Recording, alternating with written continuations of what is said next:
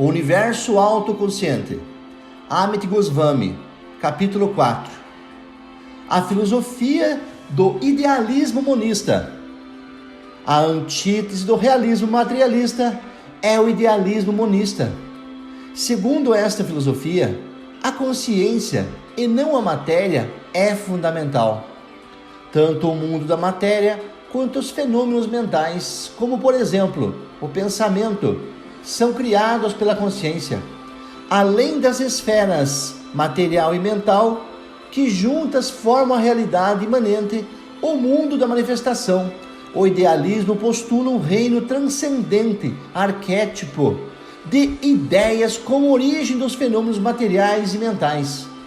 Importa conhecer que o idealismo monista é, como o nome implica, uma filosofia unitária. Quaisquer subdivisões, como o imanente e o transcendente, situam-se na consciência. A consciência, portanto, é a realidade única e final. No Ocidente, a filosofia do idealismo monista teve em Platão seu proponente mais conhecido. Platão, em A República, deu-nos a famosa alegoria da caverna. Como aprenderam centenas de gerações de estudantes de filosofia, essa alegoria ilustra com meridiana clareza os conceitos fundamentais do idealismo. Platão imagina seres humanos sentados imóveis numa caverna, em tal posição que estão sempre voltados para a parede. O grande universo, no lado de fora, é um espetáculo de sombras projetadas na parede e nós, seres humanos, somos observadores de sombras. Vemos sombras e ilusões que confundimos com a realidade. A realidade autêntica está às nossas costas, na luz e formas arquetípicas que lançam sombras na parede. Nessa alegoria, os espetáculos de sombras são as manifestações imanentes e reais da experiência humana, de realidades arquetípicas que pertencem a um mundo transcendente. Na verdade, a luz é a única realidade, portanto, ela é tudo o que vemos. No idealismo monista, a consciência é como a luz da caverna de Platão. As mesmas ideias básicas reaparecem com grande frequência na literatura idealista de numerosas culturas. Na literatura Vedanta da Índia, a palavra sânscrita nama é usada para denotar arquétipos transcendentes e rupa, sua forma imanente. Para além de nama e rupa, brilha a luz de Brahman, a consciência universal, a única sem um segundo, o fundamento de todo o ser. Todo esse universo sobre o qual falamos e pensamos nada mais é do que Brahman. Brahman existe além do alcance de Maya, a ilusão. Nada mais existe. Na filosofia budista, os reinos material e das ideias são formados de Nirmakanakaya e Sambhogakaya, respectivamente. Mas acima deles, há a luz da consciência única, Dharmakaya, que ilumina ambos.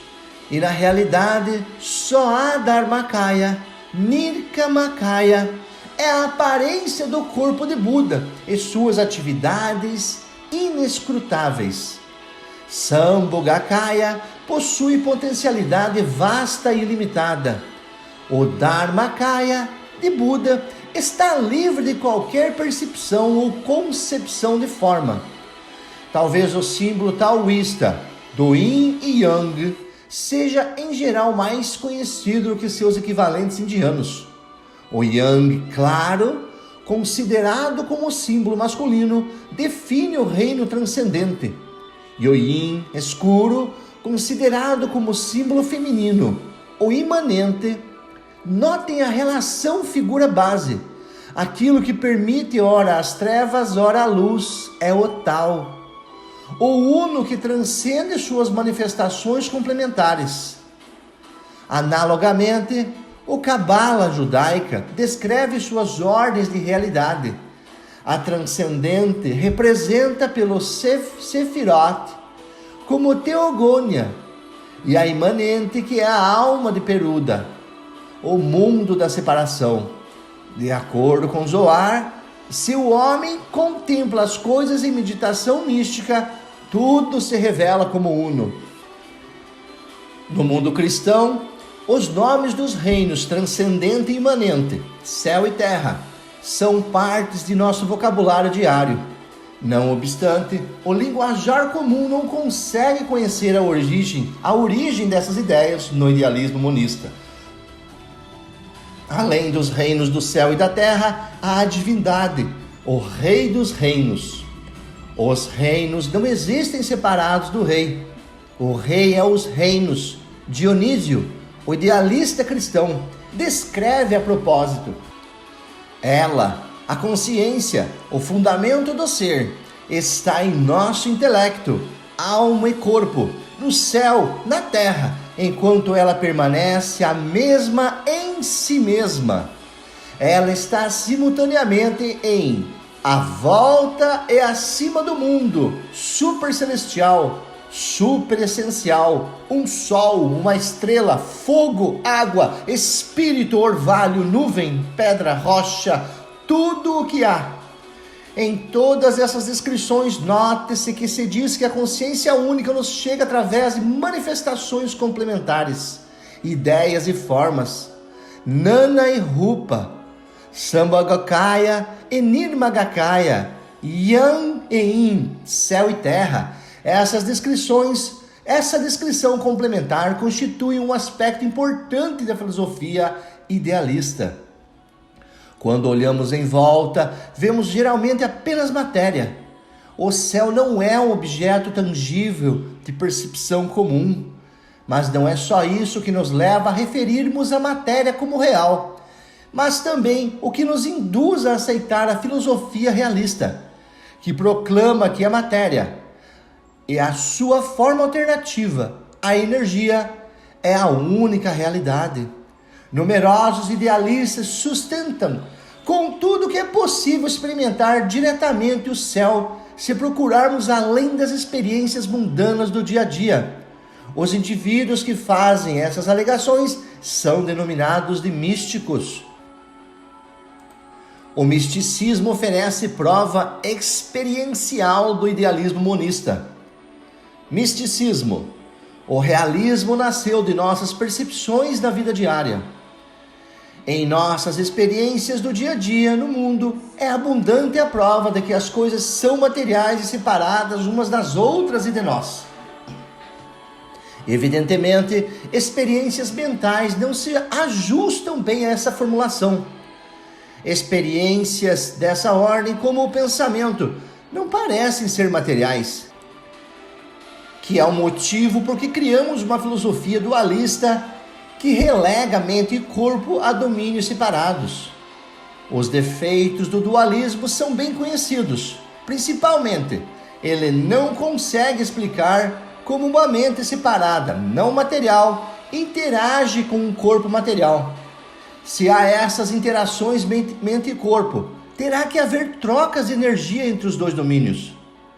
Em um sem número de experiências, descobrimos que a energia do universo material em si permanece constante, a lei da conservação de energia. Tampouco qualquer evidência demonstrou que energia seja perdida para o domínio mental ou dele retirada.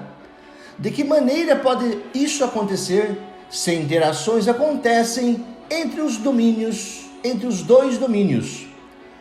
Os idealistas, embora sustentem que a consciência é a realidade primária e, portanto, atribuam valor às nossas experiências subjetivas, mentais, não sugerem que a consciência seja a mente.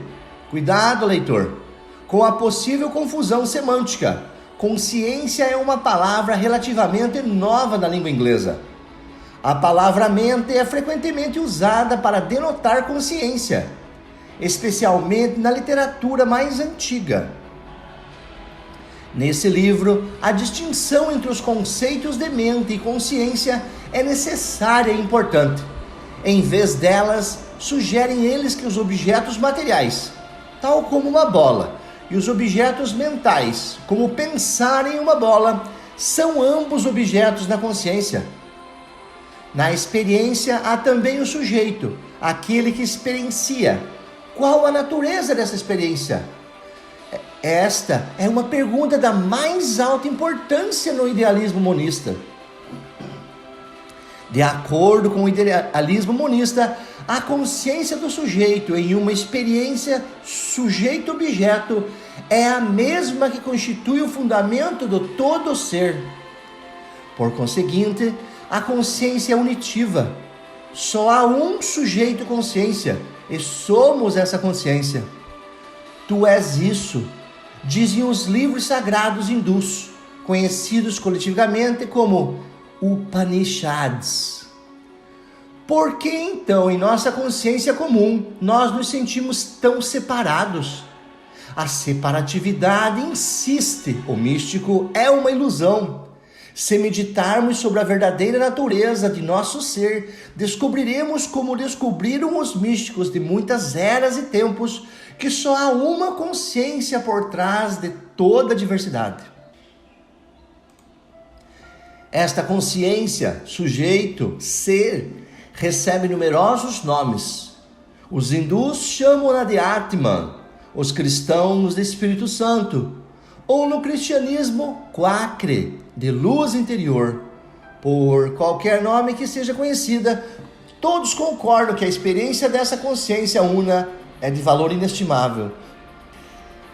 Místicos budistas referem-se frequentemente à consciência para além do indivíduo como o não ser, o que leva à confusão potencial de que a possam estar negando inteiramente.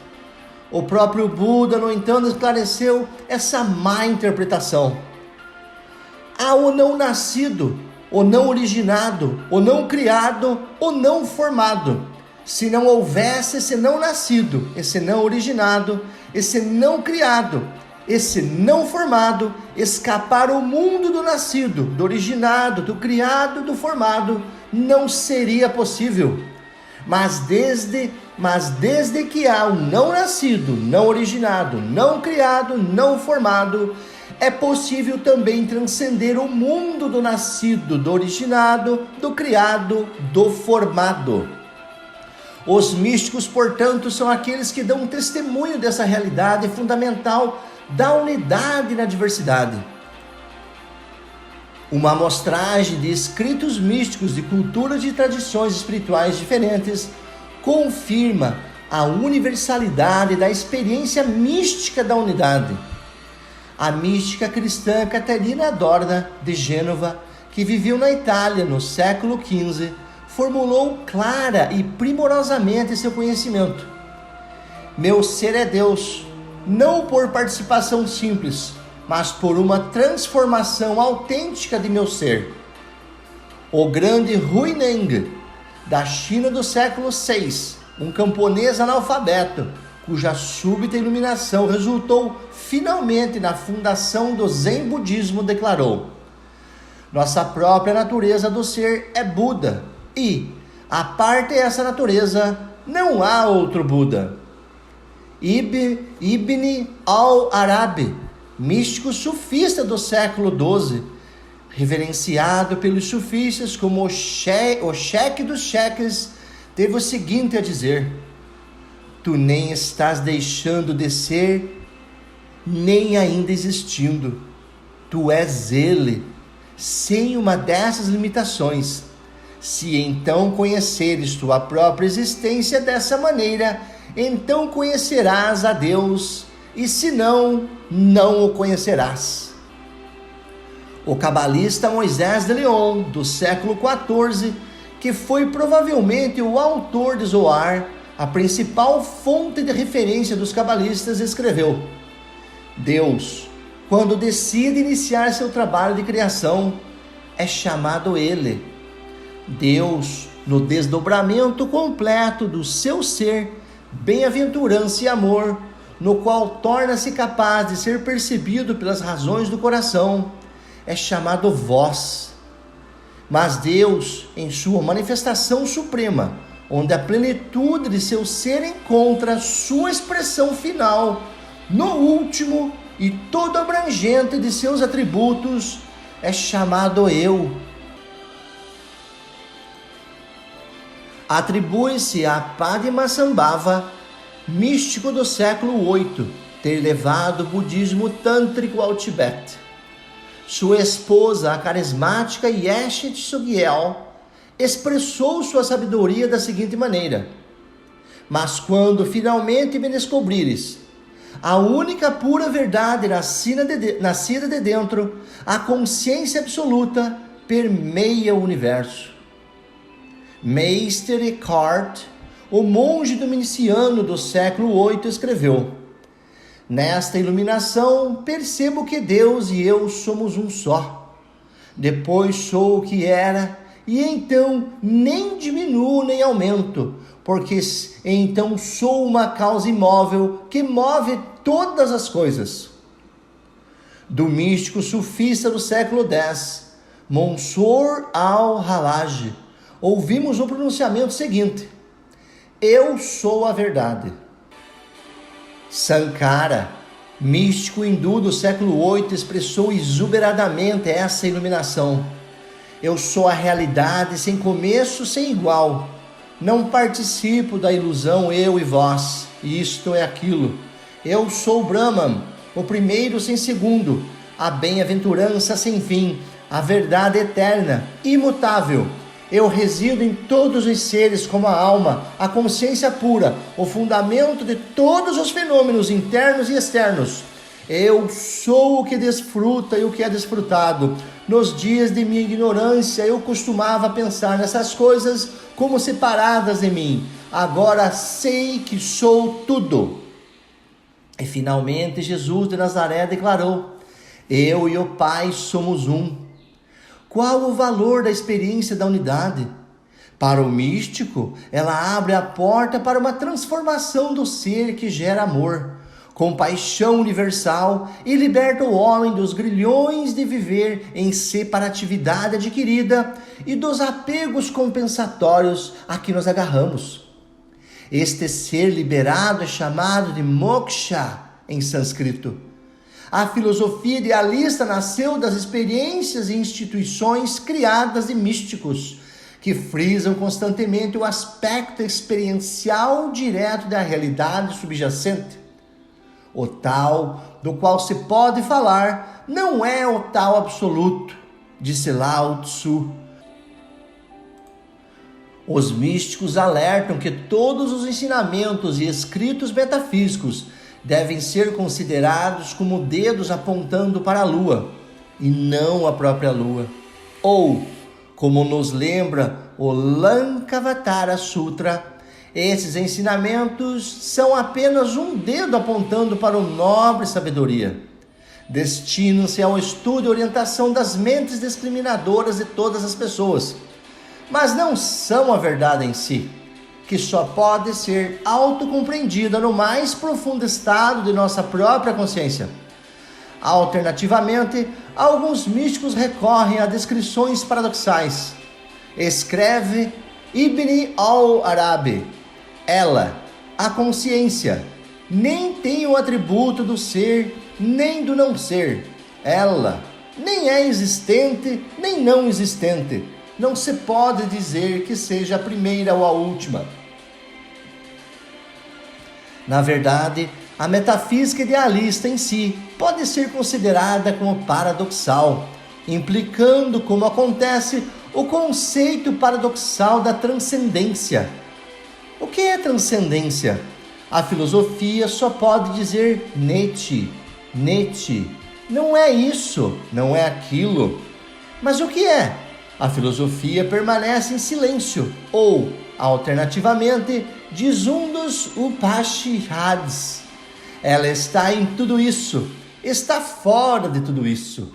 No reino transcendente, dentro do mundo imanente? Sim. Fora do mundo imanente? Sim. A coisa se torna muito confusa. A filosofia idealista permanece na maior parte silenciosa diante de tantas perguntas como: de que maneira a consciência indivisa divide-se na realidade sujeito-objeto? De que maneira a consciência única torna-se muitas? Dizer que a multiplicidade observada do mundo é ilusão dificilmente nos satisfaz. A integração de ciência e misticismo não tem que ser tão desconcertante assim. Afinal de contas, elas compartilham de uma semelhança importante. Ambas nasceram de dados empíricos interpretados à luz de princípios explanatórios teóricos. Em ciência, a teoria serve como explicação dos dados e como instrumento de previsão e orientação para experimentos futuros. A filosofia idealista igualmente pode ser considerada como uma teoria criativa, que atua como uma explicação das observações empíricas dos místicos, bem como orientação para outros pesquisadores de verdade. Finalmente, tal como a ciência, o misticismo parece ser uma atividade universal. Nele não há paroquialismo. Este surge quando as religiões simplificam os ensinamentos místicos para torná-los mais acessíveis às massas da humanidade. Religião. Para chegar à compreensão da verdade, o místico geralmente descobre e emprega uma metodologia especial. As metodologias ou sendas espirituais apresentam tanto semelhanças quanto diferenças. As diferenças que são secundárias à universalidade do insight místico em si contribuem para as diferenças das religiões fundadas com base nos ensinamentos dos místicos. O budismo, por exemplo, desenvolveu-se a partir dos ensinamentos de Buda, o judaísmo dos ensinamentos de Moisés, o cristianismo dos de Jesus, o islamismo de Maomé, embora rigorosamente falando, Maomé seja considerado como o último de uma linhagem completa de profetas que incluía Moisés e Jesus. E o taoísmo dos de Lao Tzu. Essa regra, porém, não deixa de ter exceções. O hinduísmo não se baseia nos ensinamentos de um determinado mestre. Mas, na verdade, abrange numerosas sendas e variados ensinamentos. O misticismo implica a busca da verdade sobre a realidade final. Já a função da religião é algo diferente. Os seguidores de um dado místico, geralmente após sua morte, talvez reconheçam que a busca individual da verdade não é para todos. A maioria das pessoas perdidas na ilusão de separatividade do ego e ocupadas nas atividades a que o mesmo se entrega, não se sente motivada a descobrir por si mesma a verdade. Como então pode a luz da realização do místico ser compartilhada com essas pessoas? A resposta é simplificando-a. Os seguidores simplificam a verdade para torná-la acessível à pessoa comum. Essa pessoa vive em geral presa às exigências da vida diária, carecendo do tempo e da devoção necessária para compreender a sutileza da transcendência. Ela não consegue compreender a importância da experiência mística direta. Dessa maneira, os provedores da verdade mística substituem a experiência direta da consciência unitiva pela ideia de Deus. Infelizmente, Deus, o Criador transcendente do mundo imanente, é refundido na mente da pessoa comum na imagem dualista de um poderoso Rei dos céus, que governa a terra embaixo. Inevitavelmente, a mensagem do místico é diluída e distorcida. Os bem-intencionados seguidores do místico fazem inadvertidamente o papel do demônio na velha piada.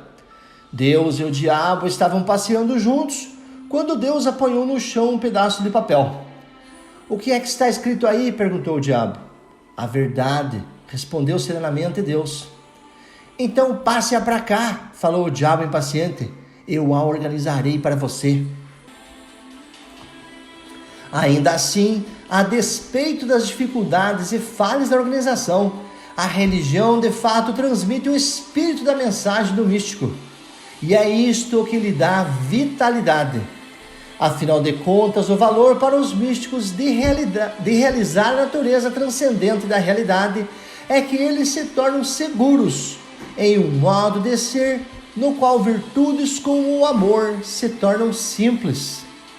Como é que não podemos amar quando só há uma consciência e sabemos que nós e os outros não estamos realmente separados? Mas como motivar a pessoa comum que não vivencia a unicidade necessária para amar o próximo? O místico percebe claramente que a ignorância da unicidade transcendente é o obstáculo do amor. O efeito líquido da ausência de amor é o sofrimento. A fim de evitá-lo, aconselham os místicos: temos que nos voltar para dentro e iniciar a jornada para a autorrealização. No contexto religioso, este ensinamento é traduzido no preceito de que, se queremos nos redimir, temos que nos voltar para Deus como o valor supremo em nossa vida. O método dessa redenção consiste em um conjunto de práticas baseadas nos ensinamentos originais que formam o código moral das várias religiões. Os 10 mandamentos e a regra áurea da ética cristã, os preceitos budistas, a lei alcorânica ou talmúdica e assim por diante. Claro que nem todas as religiões pregam o conceito de Deus. No budismo, por exemplo, não há esse conceito. Por outro lado, são muitos os deuses no hinduísmo. Mesmo nesses casos, porém, são evidentes as considerações acima sobre a religião. Chegamos assim aos 3 aspectos universais de todas as religiões esotéricas. 1. Todas as religiões começam com a premissa de que há um erro em nossa maneira de ser. O erro é variadamente denominado de ignorância, pecado original ou apenas sofrimento. 2. Todas as religiões prometem libertação desse erro, contanto que a senda seja seguida. A libertação é variadamente denominada de salvação, libertação da roda do sofrimento no mundo, iluminação ou uma vida eterna no reino de Deus, o céu. Número 3. A senda consiste em abrigar-se na religião e na comunidade formada pelos fiéis da mesma, que cumpre um código de ética e normas sociais. A maneira como um ensinamento esotérico de transcendência é transformado em um meio termo é nos códigos de ética e nas regras sociais que as religiões diferem umas das outras. Notem o dualismo básico na primeira premissa, o errado e o certo, ou o mal e o bem. Em contraste, a jornada mística consiste em transcender todas as dualidades, incluindo a do mal e do bem. Notem também que a segunda premissa é transformada em cenouras e porretes pelo clero, céu e inferno. O misticismo, por outro lado, não estabelece uma dicotomia entre céu e inferno, pois ambos são concomitantes naturais da maneira como vivemos. Como pode entender o leitor o monismo do idealismo monista, quando filtrado pelas religiões mundiais, torna-se cada vez mais obscuro e prevalecem as ideias dualistas?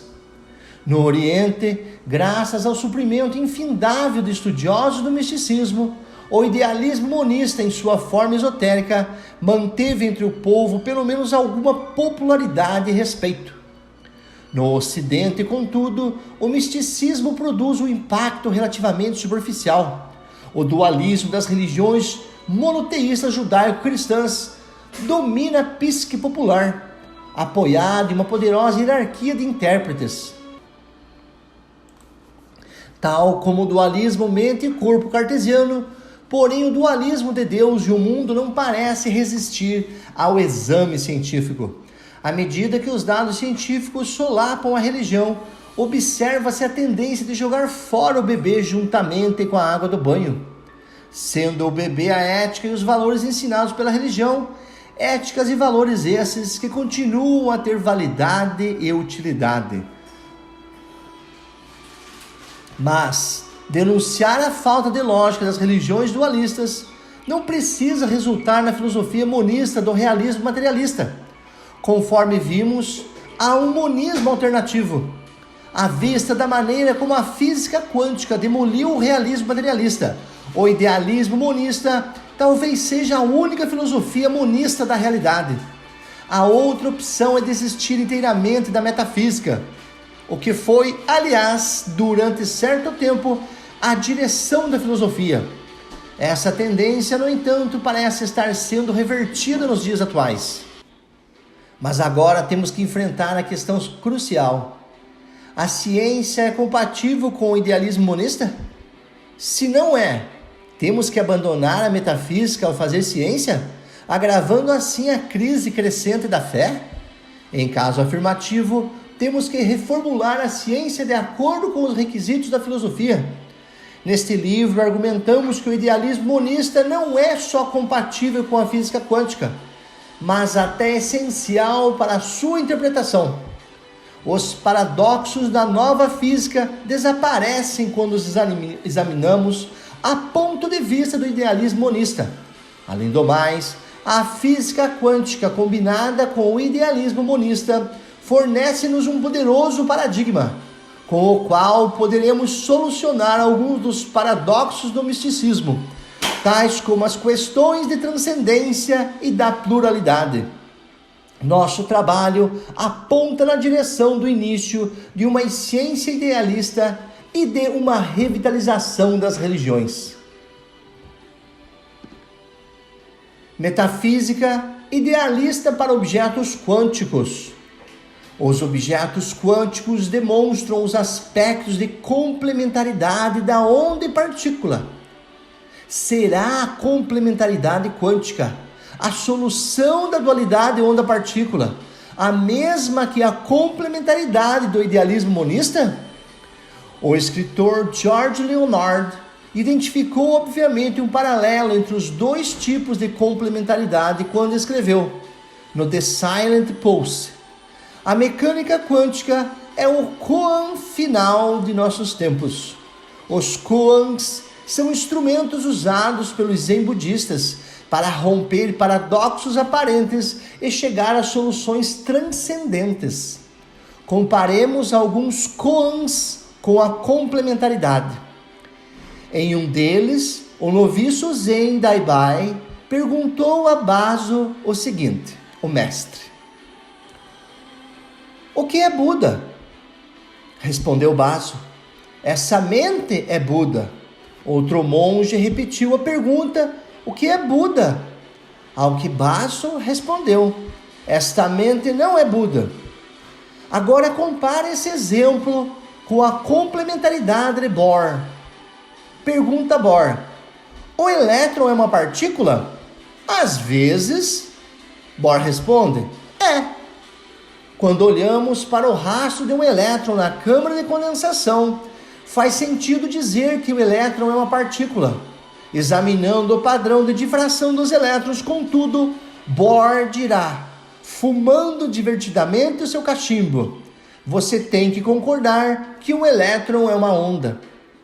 Parece que, tal como Baso, o mestre Zen, Bohr tem duas opiniões sobre a natureza dos elétrons.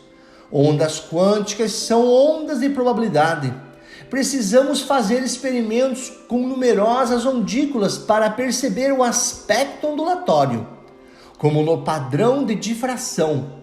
Nós nunca, mas nunca mesmo, vemos o aspecto de uma onda de um único objeto quântico. Experimentalmente, uma ondícula isolada sempre, mas sempre revela-se como uma partícula localizada.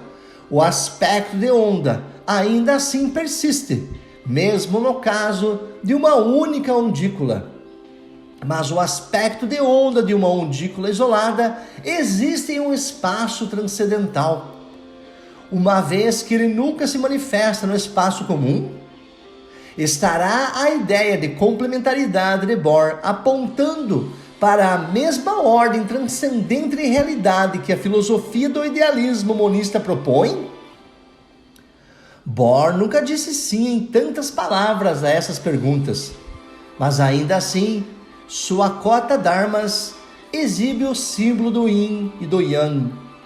Ele foi armado cavaleiro em 1947. Poderia ter acontecido que Bohr entendesse a complementaridade da física quântica de uma maneira semelhante à do idealismo monista, que apoiasse uma metafísica idealista para os objetos quânticos? Lembrem-se do princípio da incerteza. Se o produto da incerteza na posição e da incerteza no momento é uma constante, então reduzir a incerteza de uma medida aumenta a incerteza da outra. Extrapolando a partir desse argumento, podemos compreender que, se a posição for conhecida com absoluta certeza, então o momento torna-se inteiramente incerto e vice-versa. Quando o momento é conhecido com certeza absoluta, a posição torna-se, por sua vez, inteiramente incerta. Numerosos iniciados na física quântica protestam contra essas implicações do princípio da incerteza. Mas, de certo, dizem eles, o elétron tem que estar em algum lugar. Nós simplesmente não sabemos onde. Não é pior. Não podemos nem mesmo definir a posição do elétron no espaço e tempo ordinários. Obviamente, objetos quânticos existem de uma forma muito diferente dos macro-objetos da vida diária. Heisenberg reconheceu também que um objeto quântico não pode ocupar um dado lugar e ainda mover-se ao mesmo tempo de uma forma previsível. Qualquer tentativa de tirar uma foto instantânea de um objeto submicroscópico resulta apenas em dar-nos sua posição. Mas perdemos informação sobre seu estado de movimento e vice-versa. Essa observação provoca outra pergunta. O que faz o objeto entre uma e outra foto instantânea? Esta situação é semelhante à questão de elétrons dando saltos quânticos entre as órbitas de Bohr. Para onde vai o elétron entre os saltos? Não podemos atribuir uma trajetória a um elétron. Para fazer isso, teríamos que conhecer tanto a posição do elétron quanto sua velocidade em algum momento inicial, e isto violaria o princípio da incerteza. Podemos atribuir ao elétron qualquer realidade manifesta no espaço e tempo entre as observações? De acordo com a interpretação de Copenhague da mecânica quântica, a resposta é não. Entre observações, o elétron espalha-se de acordo com a equação de Schrödinger, mas, probabilisticamente, em potência, disse Heisenberg, que adotou a palavra potência usada por Aristóteles. Onde é que existe essa potência? Uma vez que a onda de elétron entra imediatamente em colapso quando a observamos, a potência não poderia existir no domínio material do espaço-tempo. Nessa dimensão, todos os objetos têm que obedecer ao limite de velocidade einsteiniano. Lembram-se? Em vista disso, o domínio da potência deve situar-se fora do espaço-tempo. A potência existe em um domínio transcendente da realidade. Entre observações, o elétron existe como uma forma de possibilidade, tal como um arquétipo platônico. No domínio transcendente da potência, eu existo na possibilidade, escreveu a poetisa Emily Dickinson. Se o elétron pudesse falar assim, que provavelmente ele escreveria a si mesmo. Se o elétron pudesse falar, seria assim que provavelmente ele escreveria a si mesmo. Elétrons são remotos demais da realidade pessoal comum. Suponhamos que perguntamos: a Lua está lá em cima quando não a olhamos? Na medida em que ela é, em última análise, um objeto quântico, sendo composta inteiramente de objetos quânticos. Temos que responder que não. Ou ainda diz o físico David Mermin, entre observações, a Lua existe também como uma forma de possibilidade em potência transcendente. Talvez a mais importante e mais insidiosa suposição que observamos na infância é que o mundo material de objetos existe lá fora, independente dos sujeitos, que são seus observadores. A prova circunstancial em favor dessa suposição Em todas as ocasiões em que olhamos para a Lua, por exemplo, nós a encontramos onde esperamos que esteja. Ao longo de sua trajetória classicamente calculada, naturalmente, projetamos que ela está sempre lá no espaço-tempo, mesmo quando não a estamos olhando. A física quântica diz que não. Quando não estamos olhando, a onda de possibilidade da Lua espalha-se, assim que em um volume minúsculo. Quando olhamos, a onda entra em colapso imediato. Ela, portanto, não poderia estar no espaço-tempo. Faz mais sentido adaptar-se a uma suposição metafísica idealista. Não há objeto no espaço-tempo sem um sujeito consciente observando-o. As ondas quânticas, portanto, são semelhantes a arquétipos platônicos no domínio transcendente da consciência. E as partículas que se manifestam quando as observamos são as sombras imanentes da parede da caverna. A consciência é o meio que produz o colapso da onda de um objeto quântico, que existe em potência, tornando-a uma partícula imanente no mundo da manifestação. Esta é a metafísica idealista básica que usaremos no tocante a objetos quânticos desse livro.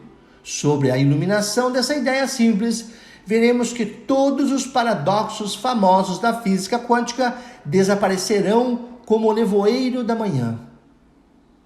Notem que o próprio Heisenberg quase propôs a metafísica idealista quando introduziu o conceito de potência. O novo elemento importante é que o domínio da potência existe também na consciência. Nada existe fora da consciência. É de importância crucial essa visão monista do mundo. A ciência descobre a transcendência. Até a atual interpretação da nova física, a palavra transcendência raramente era mencionada no vocabulário dessa disciplina. O termo era mesmo considerado herético, o que acontece ainda até certo ponto. Mas os praticantes clássicos, obedientes à lei de uma ciência determinista de causa e efeito, em um universo que funcionava como um mecanismo de relógio. Para os filósofos romanos da antiguidade, transcendência significava o estado de estender-se ou situar-se além dos limites de toda experiência e conhecimento possíveis, ou de estar além da compreensão. Para os idealistas monistas, analogamente, transcendência implicava, isto não, nada conhecido. Hoje a ciência moderna está se aventurando por reinos que durante mais de 4 milênios foram os feudos da religião e da filosofia. Será o universo apenas uma série de fenômenos objetivamente previsíveis que a humanidade observa e controla?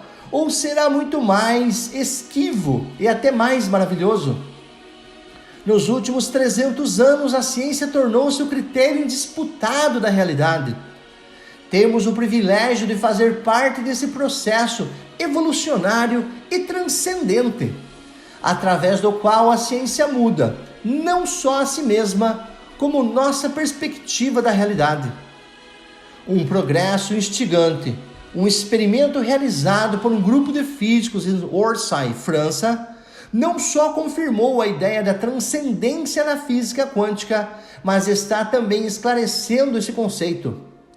O experimento realizado por Alain Aspect e seus colaboradores mostrou claramente que, quando dois objetos quânticos são correlacionados, se medimos um deles, produzindo destarte o colapso de uma função de onda, a outra função de onda entra também instantaneamente em colapso, mesmo a uma distância macroscópica, mesmo quando nenhum sinal há de espaço-tempo para lhes mediar a conexão.